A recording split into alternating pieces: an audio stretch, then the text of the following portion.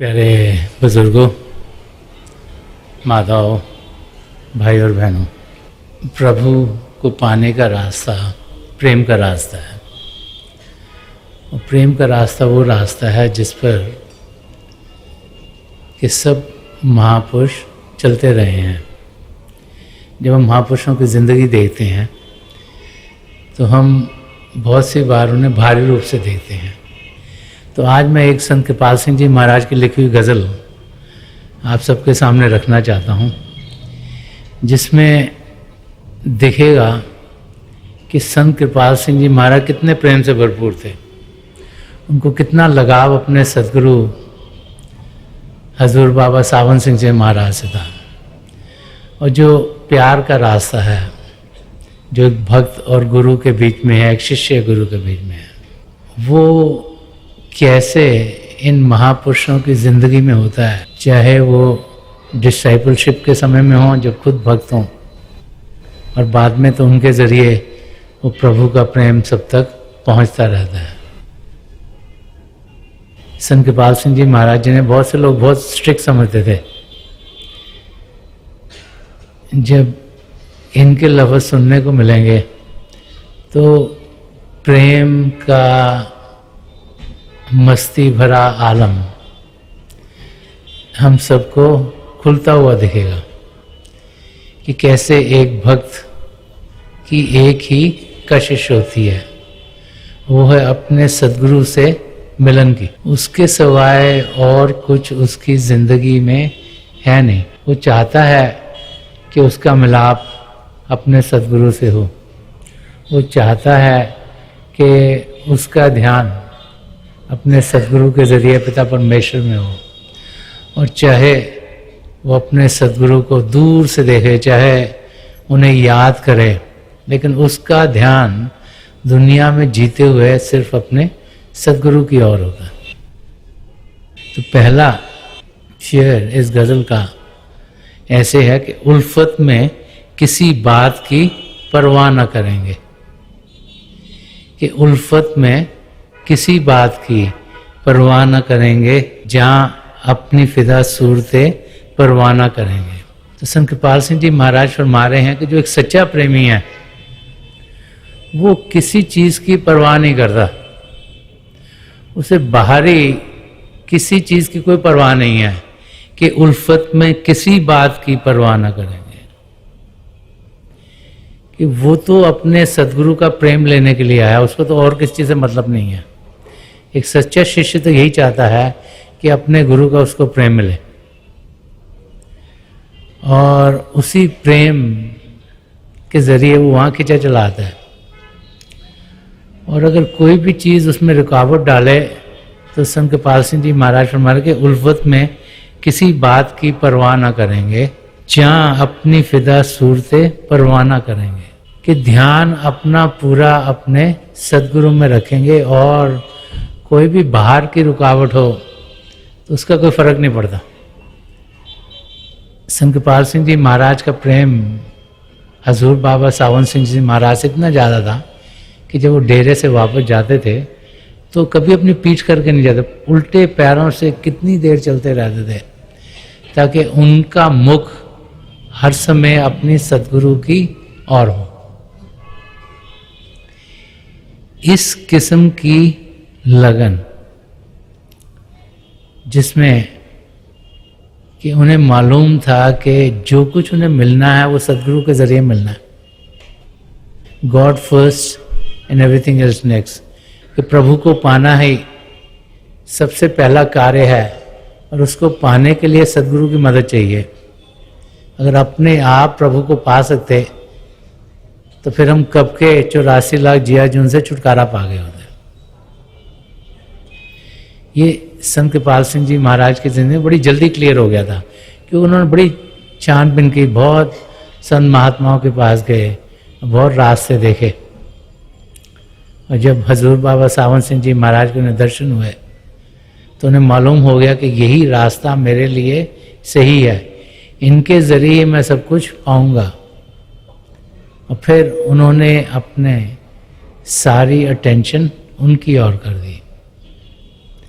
तो यहाँ यही फरमा रहे हैं एक सच्चा शिष्य वो है जिसका ध्यान सिर्फ अपने सद्गुरु में हो, उसके सिवाय और किसी चीज़ में ना हो। रबिया बर्सी ने भी फरमाया है कि एक सच्चा शिष्य वो है जो दुनिया के सुख दुख में गिरा नहीं हुआ। चाहे सुख है चाहे दुख है, उसके लिए सब बराबर है, क्योंकि उसको मालूम है कि उसका रखवाला उसका सद्गुरु और पिता परमेश्वर है। तो जिंदगी में दुख आ जाते हैं, चीज़ें हो जाती हैं जो हम नहीं सोचते। यंग एज में कोई बीमारी आ गई जिसको इंसान कभी सोचता नहीं, कभी रिलेशनशिप में कोई अनबन हो जाता है, ऐसे रिलेशनशिप जो कि बहुत नज़दीकी होते हैं, किसी कारण ऐसे लगता है कि वो कभी नज़दीक होंगे नहीं। कभी तकलीफ़ें फाइनेंशियली आ जाती हैं कि इंसान जिसका कारोबार बहुत चल रहा है, एकदम से पता नहीं लगता कि क्या हो गया और कारोबार में मुसीबत आ गई। तो दुख इंसान की ज़िंदगी में आ जाते हैं और कई मौके सुख के भी होते हैं। शादी हो गई, बाल बच्चे हो गए, उनकी शादियां हो रही हैं, जो कि खुशी के मौके होते हैं। तो सुख और दुख में एक सच्चे शिष्य का ध्यान पिता परमेश्वर की ओर ही रहता है। संत कृपाल सिंह जी महाराज की जिंदगी का एक वाक़या है। उनको हजूर बाबा सावन सिंह जी महाराज ने ड्यूटी दी थी सत्संग करने की। तो एक बारी वो बहुत बीमार हो गए, बहुत बीमार थे कि बुखार चढ़ा हुआ था और उठा जा नहीं रहा था, शरीर टूट रहा था। तो डॉक्टरों ने कहा कि आप बिल्कुल जैसे बेड रेस्ट लेटे रहिएगा, आपको बिल्कुल उठना नहीं है, नहीं तो आपकी तबीयत और ख़राब होगी। लेकिन सत्संग का समय आया। सत्संग उनके घर से 1 फुर्लांग दूर था। तो वो ज़माना था जब पैदल लोग जाते थे एक से दूसरी जगह। तो वो उठे, 1 फुर्लांग जाने में कई बार रास्ते में रुके, कभी सांस टूटे कभी रुके, रुक रुक के सत्संग घर में पहुँचे। वहाँ सत्संग 3 घंटे सत्संग किया उन्होंने और सत्संग के बाद बिल्कुल तंदुरुस्त थे। उनको मालूम था कि उनके सद्गुरु ने उन्हें कुछ करने के लिए कहा है, और ये भी सद्गुरु के वचन थे कि अगर चारपाई से तुम उठ सकते हो तो फिर जो भी कहा जाए उसे ज़रूर करना। इतना भरोसा, इतना प्रेम अपने सद्गुरु से वो करते थे। भारी रूप से हम सब सोचते हैं बहुत स्ट्रिक्ट थे, क्योंकि जब कुछ बोलते थे तो उनके सामने कोई जवाब देता नहीं था, लेकिन अंदर से वो बहुत प्यार से भरपूर थे, बहुत नरम थे। ये इस शब्द से और भी पता चलता है। और कई पहलू जो एक शिष्य गुजरता है अपने सद्गुरु के प्रेम के अंदर, उसका इस गज़ल को जब हम सुनते हैं तो वो पहलू खुलने शुरू होते हैं। आगे फरमा रहे हैं कि जिससे भी बयां इश्क का अफसाना करेंगे, अपनी ही तरह उसको भी दीवाना करेंगे। तो फरमा रहे हैं जिससे भी सत्संग की बातचीत करेंगे, अपने सद्गुरु की बातचीत करेंगे, उनके प्रेम की बातचीत करेंगे, तो उनको भी अपने जैसे ही बना लेंगे। कि इतने प्रेम से अपनी जिंदगी हम जिएं कि औरों पर भी उसका असर हो।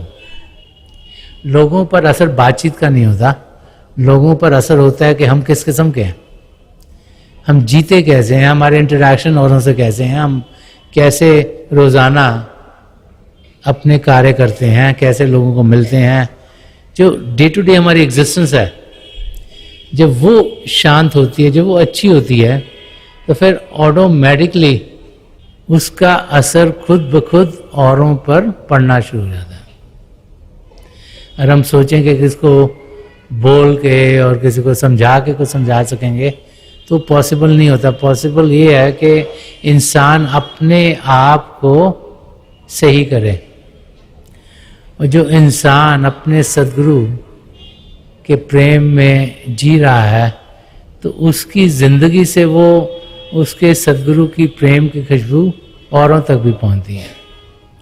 तो वही यहाँ समझा गए हैं हमें कि जब भी किसी से भी बातचीत सत्संग की, प्रभु को पाने की और असलियत जानने की करेंगे, तो जैसे प्रेम से हम भरे हुए हैं वैसे उसका असर उन पर भी होगा।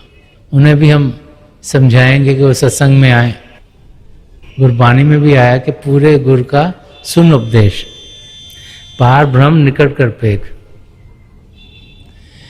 कि जब एक पूर्ण महापुरुष के सत्संग में हम जाते हैं तो जो भ्रम के पार है, जो काल के दायरे का पार है, उसके आगे है, उसका हम अनुभव करने के लायक हो जा सकते हैं। वहाँ पर हम पहुँच सकते हैं, वहाँ पर जा सकते हैं और उसके साथ हम जुड़ सकते हैं।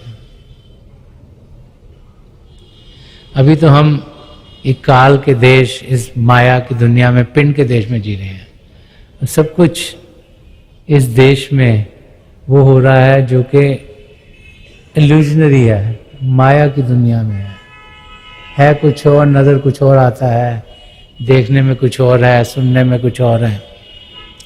हर एक चीज़ अलग अलग अलग है। लेकिन जब हम सच्चाई की ओर बढ़ते हैं, जब हमारा शिव नेत्र खुलता है, जब 10वां द्वार खुलता है, तो फिर हमारे कदम हमें असलियत की ओर बढ़ते हुए दिखते हैं।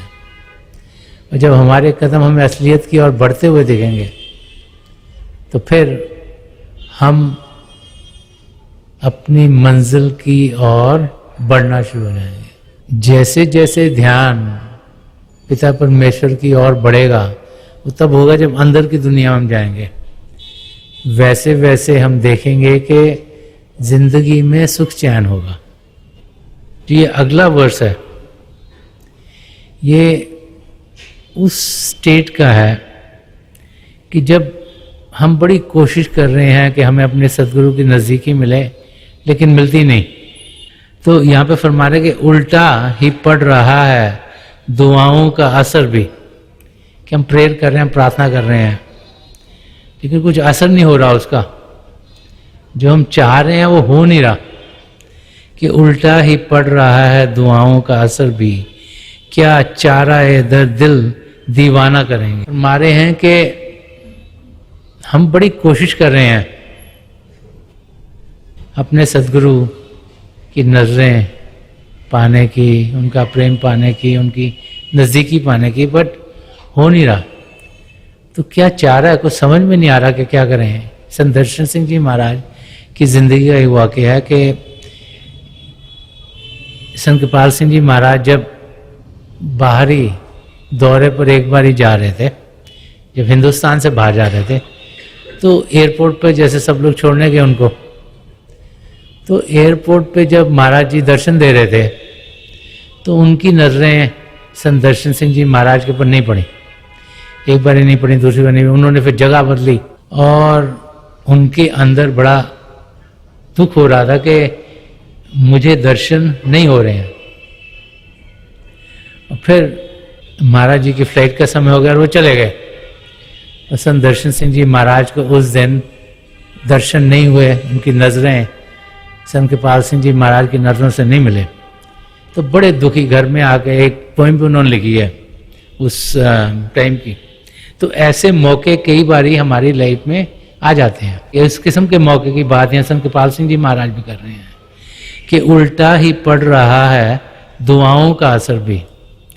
कि हम सब तो अपनी तरफ से तो प्रार्थना करके आते हैं कि हमें अपने सद्गुरु के दर्शन मिले, अच्छे दर्शन हो, नज़दीकी मिले, प्रेम मिले, लेकिन संगत इतनी है उधर तो कई बार नहीं ऐसा मौका होता। तो क्या चाह रहा है दर दिले दीवाना करेंगे। तो कह रहे हैं जो एक दीवाना है, जो एक भक्त है सच्चा, वो क्या करे उस पर ही। और जो अगला शेर है इसमें एक किस्म का जवाब सा दिया जा रहा है, मगर इसके एस्पेक्ट बहुत ही इंटरेस्टिंग है। फरमा रहे हैं कि कह दो उन्हें ख्वाबों में अब आया ना करें वो। कि भाई कभी दर्शन नहीं होते हम दुखी हो जाते हैं ना, वो नहीं मिले हम भी नहीं मिलेंगे, हम ऐसे सोचना शुरू कर देते हैं कि उनके दर्शन नहीं हो रहे, चलो हम रुक जाते हैं।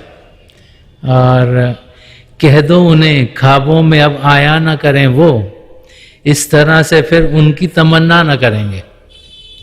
अब इस शेर को अगर समझें तो, अगर ऊपर ऊपर से समझेंगे तो हाँ जी हम नाराज हो गए जी, उनको कह दो हमारे सपनों में भी मत आया करो, क्योंकि आप बाहर तो मिलते नहीं हो, तो सपन में मिलके क्या करना है। मगर अगर इसकी डीप मीनिंग में जाएं तो जो एक स्वप्न होता है वो रियलिटी नहीं है, और एक भक्त के अंदर तमन्ना अपने सद्गुरु को मिलने की बढ़ रही है और बढ़ रही है। और जब मिलाप नहीं हुआ तो वो तमन्ना और बढ़ती है, क्योंकि दिल करता है हमको मिलने का कि भी और मिलें और मिलें। और अगर स्वप्न में वो आ गए तो ये ना हो कि तमन्ना कम हो जाए कि हाँ हमारी मुलाकात तो हो गई। तो संत कृपाल सिंह जी महाराज हमें ये समझा रहे हैं कि जब स्वप्न में अगर हमें अपने सद्गुरु के दर्शन होते हैं तो हम अपनी जो तमन्ना है उनसे भारी रूप में मिलने की उसको कम ना करें, कि स्वप्न स्वप्न है, रियलिटी रियलिटी है। और स्वप्न में अगर उनसे मुलाकात हुई और हम सोचे कि हमने मिल लिया और हमारी कशिश उनको मिलने की कम हो गई, तो इसीलिए कह रहे हैं कि कह दो उन्हें ख्वाबों में अब आया ना करें वो, इस तरह से फिर उनकी तमन्ना ना करेंगे। कि अगर वो ख्वाब में आ गए और उनसे मुलाकात होगी तो शायद फिर हम कहें मुलाकात होगी, छोड़ो अब मुलाकात होगी, खुश हो जाएं और रियल में मुलाकात के लिए ना रुकें। कि रूहानियत के रास्ते बड़े तोड़ मोड़ हैं जो कि इंसान की समझ में नहीं आते। कैसे सद्गुरु हमें अलग अलग चीज़ों में से निकालते हैं, हमारी समझ के परे है। हम सिर्फ बाहर की चीज़ें देखते हैं और उसमें डल जाते हैं, सोचते हैं यही ठीक है, लेकिन असलियत क्या है उस तक पहुँचते नहीं।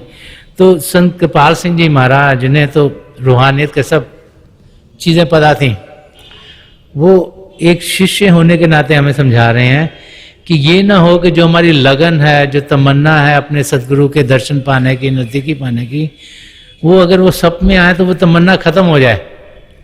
कि वो प्रेम हमारे अंदर जागृत रहना चाहिए, वो लगन जागृत रहना चाहिए, ताकि हमारी जो पुल है अपने सद्गुरु की ओर जाने की वो बढ़ती रहे और बढ़ती रहे। संत दर्शन सिंह जी महाराज ने भी कुछ ऐसे ही फरमाया कि कभी याद तेरी कभी तेरा जलवा, करम है ये तेरा जो दिल में मकी है। कि उनकी याद आना बहुत अच्छा है, उनके अंदर में दर्शन होना और भी ज्यादा अच्छा है। जब इंसान भजन अभ्यास में बैठता है और उसको वहां अपने सद्गुरु के दर्शन होते हैं, वो बहुत अच्छा है, क्योंकि तब उनके जरिए हम अंदर के मंडलों में जा सकते हैं। वो हम सबके भीतर बैठे हुए हैं, उनके जरिए ही हमने अपनी मंजिल तक पहुंचना है। हमें ध्यान उनकी ओर करना है, जितना ज़्यादा ध्यान कर पाएंगे उतना ही अपनी मंजिल तक जल्दी पहुंच पाएंगे। इस करके एक लगन अपनी मंजिल तक पहुंचने की हमारे अंदर हर वक्त जागरूक रहनी चाहिए। अगर वो कम हो गई तो फिर सब कुछ होते हुए भी हम अपनी मंजिल तक पहुंच नहीं पाएंगे। और आखिर में जो संत दर्शन सिंह जी महाराज भी बहुत बारी फरमाते कि love is a secret, it is a secret of secret, कि प्यार एक रहस्य है। उसके बारे में फरमा रहे हैं, रखेंगे इसे अपने निहा खाना है दिल में। कि जो हमारा रिलेशनशिप है अपने सदगुरु से वो अपने तक रखेंगे, इजहार मोहब्बत कभी अफसाना करेंगे। कि चाहे कुछ भी हो हम अपनी जो मोहब्बत है उसका इजहार नहीं करेंगे। तो संत कृपाल सिंह जी महाराज हमें ये समझा रहे हैं कि जो रिलेशनशिप है एक शिष्य एक सदगुरु का, वो हम सबका अलग अलग है। जब हमें नाम की देन मिलती है तो हमें समझाया जाता है कि जो अनुभव हमें अंदर की दुनिया के हो रहे हैं वो हम अपने तक रखें। वो इसलिए समझाया जाता है कि जो एक्सपीरियंसेस हमें हो रहे हैं वो हमारे अपने एक्सपीरियंसेस हैं, और वो अनुभव हमारे, अगर हम किसी और को बताते हैं तो अगर उन्हें लगे कि हमारे अनुभव उनसे बेहतर हैं तो उनके अंदर घृणा पैदा होती है, जेलसी पैदा होती है कि इनको अनुभव बेटर हो रहे हैं, हमको क्यों नहीं हो रहे। और हमारे अंदर थोड़ी ईगो बननी शुरू हो जाती है कि हमने कुछ अच्छा करा होगा, हमारे अनुभव अच्छे हैं। और अगर किसी और को लगे जिससे बातचीत करो कि उनके अनुभव हमसे बेहतर हैं तो हमें लगता है ओहो इसके बेहतर हो गए, मेरे क्यों नहीं हो रहे बेहतर, और उनको ईगो हो जाती है। इसीलिए फरमाया जाता है नामदान के समय कि हम अपने अनुभव अपनों तक रखें। यही यहाँ संत कृपाल सिंह जी महाराज फरमा रहे हैं कि रखेंगे इसे अपने निहा खाना है दिल में, कि जो भी हमारे अनुभव हैं, रूहानी अनुभव हैं, वो हम अपने तक रखेंगे। कि जब हम प्रभु को पाने के रास्ते पर चलते हैं तो जैसे जैसे हम अभ्यास में बैठते हैं दिन पर दिन हमारी तरक्की होती चली जाती है। तो वो जो एक्सपीरियंसेस हैं प्रेम के, हमारी आत्मा के, परमात्मा के, वो हमारे अपने निजी एक्सपीरियंसेस हैं, वो हमें अपने तक ही रखने हैं। अगर उनको शेयर करते हैं अंदर के एक्सपीरियंसेस को, तो फिर उससे एटमॉस्फेयर में खराबी होने के चांसेस हैं। कहीं पे घृणा पैदा हो सकती है, कहीं पे उम्मीद पैदा हो सकती है, और दोनों चीज़ें अच्छी नहीं हैं। तो हम सबके रिलेशनशिप्स और एक्सपीरियंसेस अलग अलग होते हैं और उनको हमने अपने तक ही रखना है। ये यहाँ पे हमें संत कृपाल सिंह जी महाराज समझा रहे हैं और हमें ये बता रहे हैं कि प्रेम के जरिए ही हम अपनी मंजिल तक पहुंच पाएंगे। सच्चाई क्या है वो हम अंदर की दुनिया में जाकर पाते हैं, और अंदर की दुनिया शब्द से भरपूर दुनिया है। मीरा बाई ने भी एक जगह फरमाया कि मीरा के प्रभु गिरधर नागर शब्द सरोवर धसी। जब अंदर की दुनिया में वो गई तो जो शब्द का सरोवर है, जो शब्द है, जो नाम है, जो कलमा, उसके साथ वो जाके जुड़ गई, उसमें जाकर उसने डुबकी लगाई, तभी असलियत की उसे जानकारी हुई। शब्द हम सबके अंदर बस रहा है। संत दर्शन सिंह जी महाराज ने भी एक जगह फरमाया कि हर एक जर्रा है सहरा है आईना खाना, हर एक जर्रा है सहरा है आईना खाना, हजूम में जलवा से हैरान है तेरे दीवाने।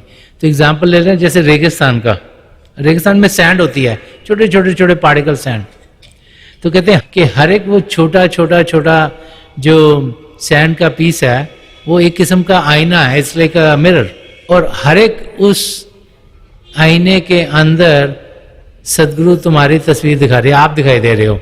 तो जब जलवा है, जब लाखों करोड़ों आप ही हर एक चीज में दिखाई दे रहे हो, तो वो एग्जिस्टेंस है जो कि इंसान की होती है जब उसकी आत्मा सचखंड में पहुंचकर पिता परमेश्वर में लीन होती है।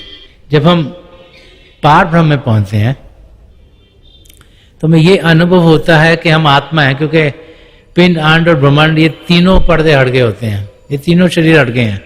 पार ब्रह्म का एक जीना सा पर्दा है, लेकिन वहां जाके पहली बार हमें यकीन होता है कि हम आत्मा हैं।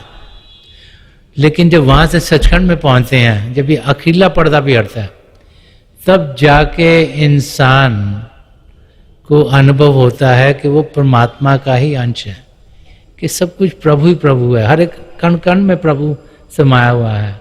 और जब ये अनुभव हो जाता है तो फिर हर एक से प्यार, हर एक से लगाव, हर एक चीज हमें सुंदर और खूबसूरत लगनी शुरू हो जाती है। ये जो संत कृपाल सिंह जी महाराज की गजल है, इसको अगर हम ध्यान में रखेंगे तो हमें समझ में आएगी कि महापुरुष तरह तरह के चोलों में आते हैं। कोई देखने में बहुत स्ट्रिक्ट लगते हैं, कोई देखने में बहुत प्यार वाले लगते हैं, किनकी एटीट्यूड एक किस्म का होता है, किसका दूसरे किस्म का होता है, लेकिन वो सब प्रभु के प्रेम से भरपूर होते हैं। वो सब भी एक शिष्य के रूप में गुजरते हैं और प्रेम ही उनके अंदर भरा हुआ है और वो जानते हैं कि प्रेम के जरिए अपनी मंजिल तक पहुंच सकते हैं। और संत कृपाल सिंह जी महाराज भी इस गज़ल के जरिए हमें यही समझा रहे हैं कि वो इंसान जिसके अंदर अपने सदगुरु के लिए प्रेम जागृत है,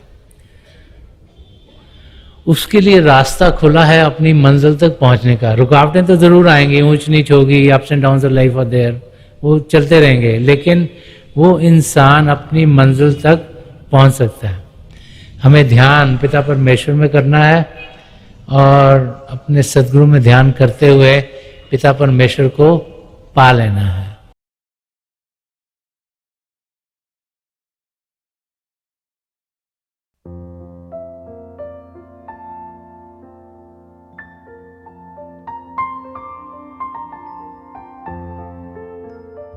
तो थोड़ी देर के लिए हम सब अभ्यास के लिए बैठ जाएं। आप जहाँ भी बैठे हैं आराम से बैठिएगा, अपनी आंखें बंद कर लीजिएगा। ये जो आई बॉल्स आँखों के डरने सीधे सामने फोकस हो, जैसे हार्ट से सामने आप फोकस हो। आंखें बंद करते ही वो भाई बहन जिन्हें नाम की देन मिली आप सिमरन कीजिएगा। और जो भाई बहन यहाँ नए हैं, आप पिता परमेश्वर के किसी भी जाति नाम का जाप कीजिएगा। जाप मन ही मन करना, ऊंचा नहीं दोहराना। मेरी प्रभु के चरण कमलों में, और जो पिछली सेंचुरी के महापुरुष हैं हजूर बाबा सावन सिंह जी महाराज, परम संत कृपाल सिंह जी महाराज और दयाल प्रसन्न दर्शन सिंह जी महाराज के चरण कमलों में यही प्रार्थना है कि जो जो हम सबके लिए बेहतर हो ये महापुरुष हमें दें, हमें सबके साथ जोड़ें और हमारे भीतर प्रभु की ज्योत के हमें दर्शन करवाएं। थोड़ी देर में मैं आपको इस बैठक से उठाऊंगा और मेरी शुभकामनाएं आप सबके साथ हैं।